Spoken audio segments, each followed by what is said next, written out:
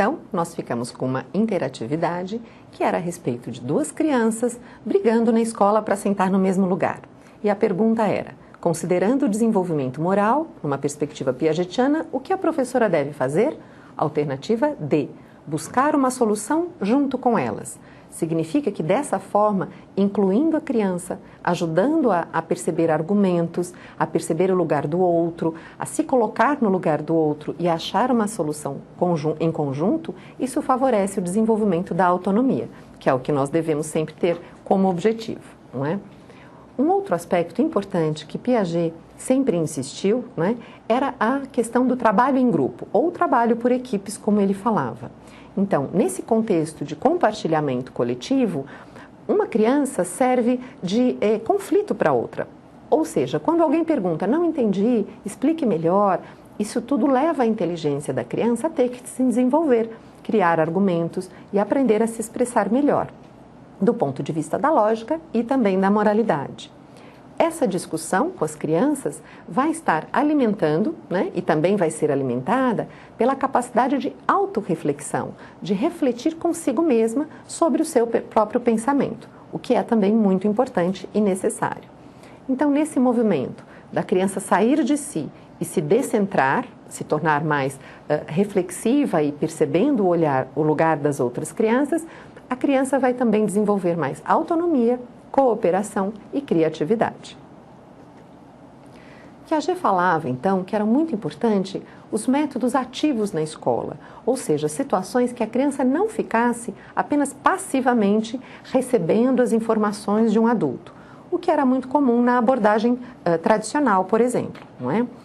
Ele foi contra também uma ideia de que o método ativo signifique deixar a criança agir sozinha, manipular, brincar sozinha com os objetos, como se isso fosse suficiente para ela aprender, de uma forma espontânea. Ele diz que não, que o ambiente, o professor, ele precisa também estar atento, provocando situações que desafiem, não é? Que criem, não é? Condições para que essa inteligência evolua. É uma proposta interacionista, não é? Dessa forma, a criança vai aprender, né, se desenvolvendo junto com o professor e, ao mesmo tempo, o processo de avaliação vai ser feito junto com ela. Quer dizer, vai ser uma forma de também a criança perceber até onde ela já foi, o que falta para ela aprender, quer dizer, introduzi-la nesse processo, né, mais uma vez para que ela tenha uma postura ativa, tanto no fazer como no avaliar aquilo que ela fez, não é? Então, dentro dessas críticas à abordagem tradicional, não é, nós vimos até uma frase interessante em que ele fala: preocupa-se, não é, a abordagem tradicional, preocupa-se em povoar a memória e treinar o aluno na ginástica intelectual.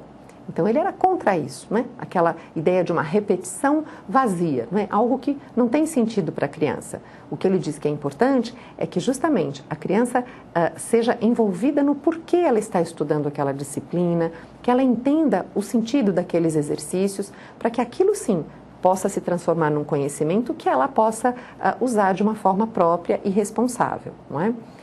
Ele acha importante o conhecimento, claro, abstrato, teórico, não é? Fórmulas, conhecimentos gerais, intelectuais, claro que sim, mas isso vai ter que ser coordenado com o conhecimento prático, o conhecimento pela experiência, de manipulação, não é? E não só o intelectualismo, digamos assim, que era o foco da abordagem tradicional. E nós sabemos, por exemplo, apenas para citar, que no campo da alfabetização, as ideias de Piaget proporcionaram avanços muito grandes, não é?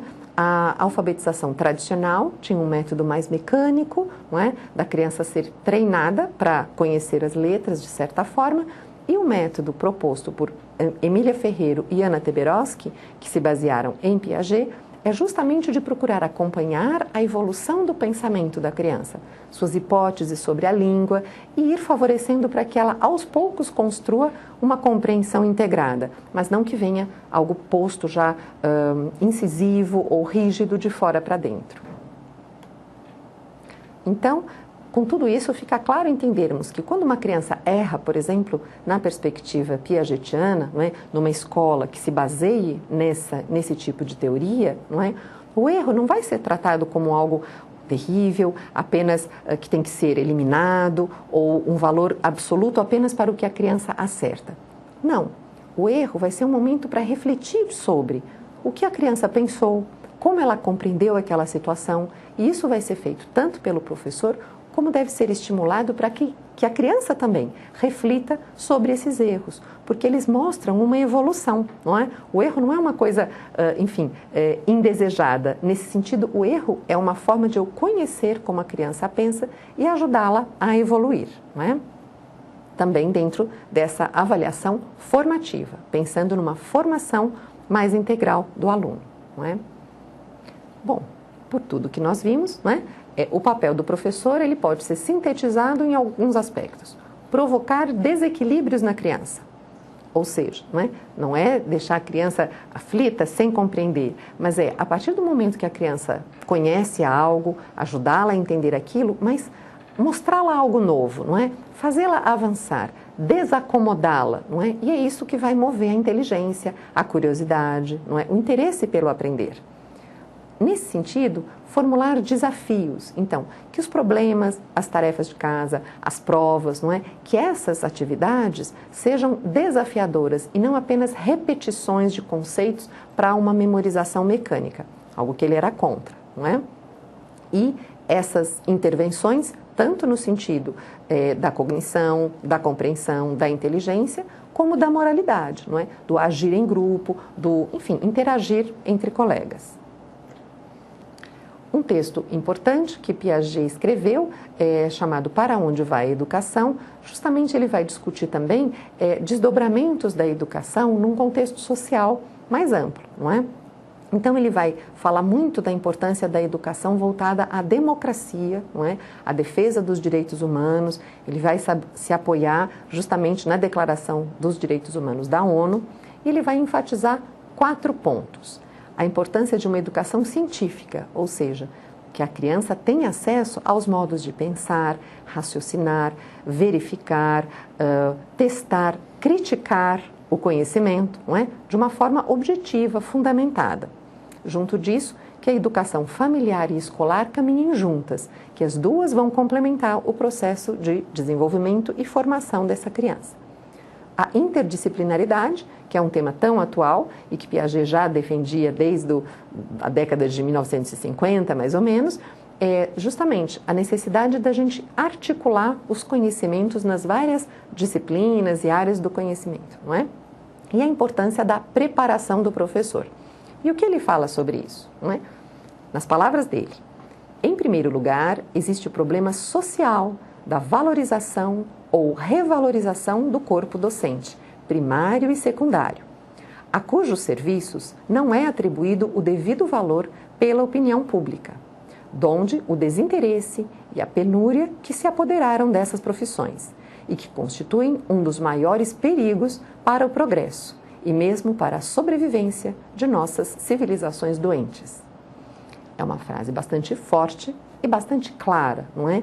Já há muitas décadas, então ele chamava a atenção da importância de que para que uma sociedade evolua, não adoeça, ela seja rica, feliz, produtiva, ela precisa valorizar o seu professor. E isso ele fala textualmente, não é? E além disso, ele também chama a atenção que, a seguir, existe também a necessidade da formação intelectual e moral do corpo docente. Problema muito difícil, pois quanto melhores são os métodos preconizados para o ensino, mais penoso se torna o ofício do professor. Então aqui também muito de uma forma que era comum, de Piaget se expressar, ele faz uma certa provocação, não é? Porque ele diz que justamente os métodos como aqueles, ele não propôs um método, é importante frisar, Piaget não foi um pedagogo, não existe um método piagetiano. Ele inspirou algumas ações até hoje educativas. Mas o que ele diz, é que quanto mais essas ações ou métodos, modos de educar são mais complexos, mais interessantes, mais desafiadores, eles vão sim dar mais trabalho. E daí a importância de se valorizar o professor, de que ele tenha condições de desenvolver esse trabalho. E não apenas reproduzir uma prática que se torne sem sentido.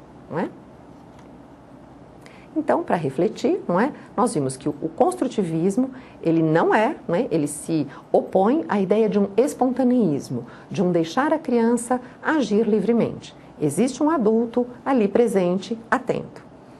A ideia de que as incertezas e o desequilíbrio são positivos, não é? O que contrasta com a ideia de que é necessário ter certeza e rigidez no conhecimento. A importância da abertura para o novo, não é? Contra a ideia de que o valor esteja sempre na reprodução do que é conhecido, não é? E a ideia de um sujeito ativo, contrário ao que vimos na abordagem tradicional e comportamental, em que ele era mais passivo e receptivo. Fica aí uma pergunta, não é? Que sociedade queremos, não é? No que nós vamos basear nossas ações? Então vamos para mais uma interatividade. Com relação ao professor, assinale a alternativa que corresponde às ideias de Piaget. Alternativa A. Deve provocar desequilíbrios apenas nos alunos mais avançados. Alternativa B. Deve ser objetivo para evitar desequilíbrios nos alunos. Alternativa C. Deve valorizar os erros, pois indicam o pensamento da criança. Alternativa D. Deve ater-se ao desenvolvimento cognitivo. Alternativa E. Deve valorizar os erros, pois indicam as limitações dos alunos. Vamos aguardar, daqui a pouco voltamos com a resposta.